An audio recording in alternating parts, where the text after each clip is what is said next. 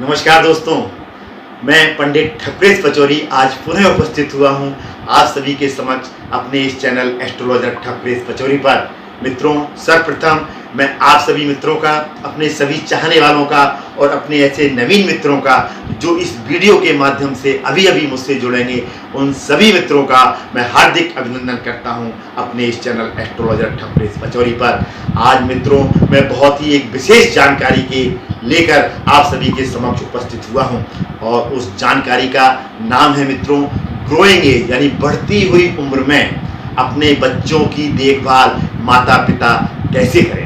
होता क्या है मित्रों कि जो ग्रोइंग एज होती है 10-11 साल से लेके 11-12 साल से लेके 17-18 साल तक के जो बच्चे होते हैं वो ग्रोइंग एज में कहलाते हैं और यही ये एज होती है उनकी कैरियर बिल्टअप की होती है। अपने कैरियर को इसी उम्र में ऐसे बच्चे बनाते हैं और अपने कैरियर को बिगाड़ भी सकते हैं। तो इस उम्र में माता पिता का बहुत ही अहम रोल होता है कि वो अपने बच्चे की किस तरह से देखभाल करें।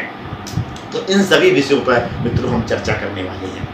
आइए आते हैं अपने विषय पर। जैसा कि आप सभी को ज्ञात है, आजकल एकाकी परिवार हो गया है। दोनों माता पिता यानी पेरेंट्स दोनों वर्किंग क्लास हैं, दोनों नौकरी करते हैं। ज्वाइंट फैमिली का कॉन्सेप्ट बिल्कुल समाप्त हो चुका है। एक या दो बच्चे, अगर दो बच्चे हैं भी तो उनमें एज डिफरेंस इतना ज़्यादा होता है कि वो भी फ्रेंडली नहीं हो पाते हैं। तो ऐसी स्थिति में होता क्या है, जब बच्चा इस एज में आता है और उसको यदि घर पर कोई समय नहीं दे रहा है तो वो अपने उस प्यार को पाने के लिए वो बाहर आकर्षित होने लगता है और बाहर उसे जरा सा भी कहीं से प्यार मिलता है तो वो अट्रैक्ट होता चला जाता है और अपोजिट सेक्स की तरफ बच्चे ज़्यादा आकर्षित होते हैं। और आपकी यदि जन्म कुंडली में ग्रहों की पोजीशन अच्छी नहीं है, माना शुक्र की पोजीशन और गुरु की पोजीशन विपरीत है, महादशा अंतरदशाएं अच्छी नहीं है, चंद्रमा आपका कमजोर है, तो ऐसे बच्चे इमोशनली अटैच होते चले जाते हैं और एक लिमिट भी क्रॉस कर जाते हैं। तब होता क्या है कि उनका इमोशनली ब्लैकमेल जब होने लगता है तो स्थितियां काफ़ी गंभीर हो जाती हैं और ऐसे बच्चे मानसिक रूप से विक्षिप्त हो जाते हैं, पागलपन की स्थिति में आ जाते हैं, अपने कैरियर को बर्बाद कर लेते हैं।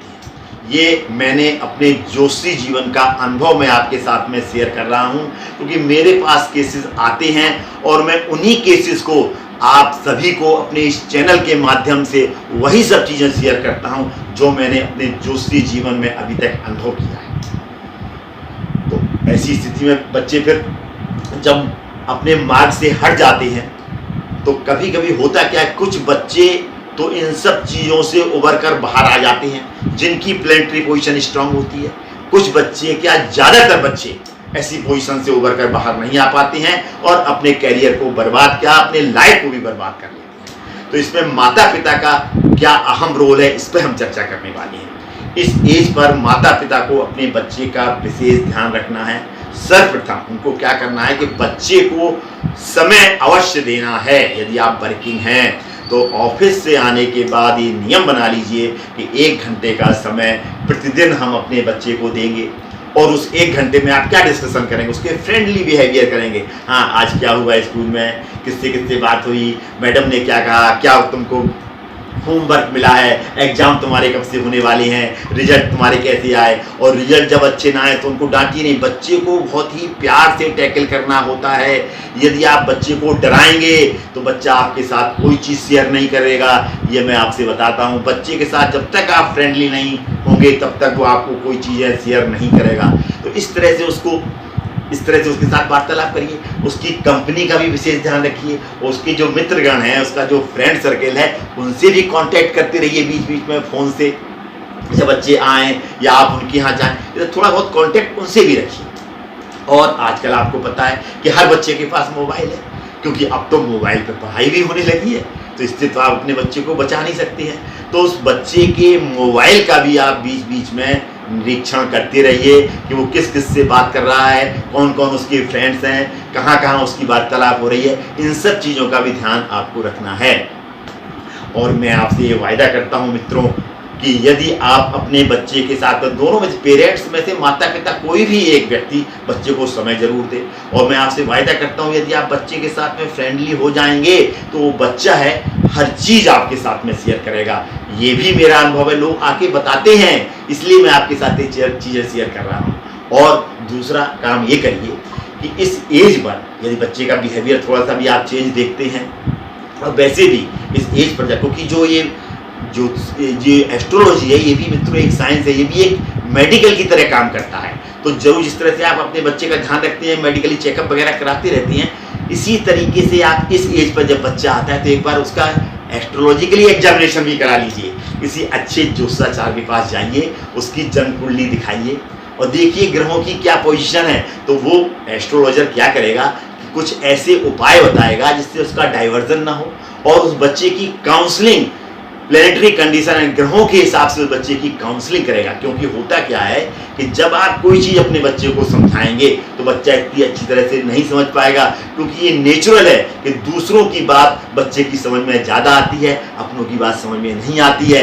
तो ज्योतिषाचार्य के पास जाके उसकी प्लेनेटरी कंडीशंस के हिसाब से, ग्रहों की पोजीशन के हिसाब से उसकी काउंसलिंग कराइए। और जब जब वो बुलाए, क्योंकि वो मन स्थिति और जन्म कुंडली का विश्लेषण करके देख लेगा कि ग्रहों की क्या पोजीशन है, उसी हिसाब से उस बच्चे को काउंसलिंग के लिए बुलाएगा और उसी हिसाब से उसके उपाय लिखेगा। तो वो उपाय भी अवश्य करिए और उसको काउंसलिंग भी उसकी अवश्य कराते रहिए, ये भी आपको करना है। तो इस तरह से यदि ग्रोइंग एज पे आप अपने बच्चे का ख्याल रखेंगे तो बच्चा यदि भ्रमित हो भी गया है तो वो रास्ते पर वापस आ जाएगा। अन्यथा क्या होगा, यदि आपने बच्चे की देखभाल नहीं की इस एज पर तो बच्चा अगर मार्ग से हट गया है तो वापस नहीं आएगा और स्थितियां इतनी गंभीर हो जाएगी। तब आप अगर जागते हैं या तब आपको ख्याल आता है कि ये क्या हुआ, तो उस समय कभी कभी ऐसा होता है, मैंने हमेशा कहा है कि जब रोग की शुरुआत हो उसको उसी समय कंट्रोल कर लेना चाहिए। क्योंकि जब रोग अपनी चरम सीमा पे आता है तो उसको कंट्रोल करना, उसको समाप्त करना हर किसी के लिए, इवन डॉक्टर्स के लिए भी कठिन हो जाता है।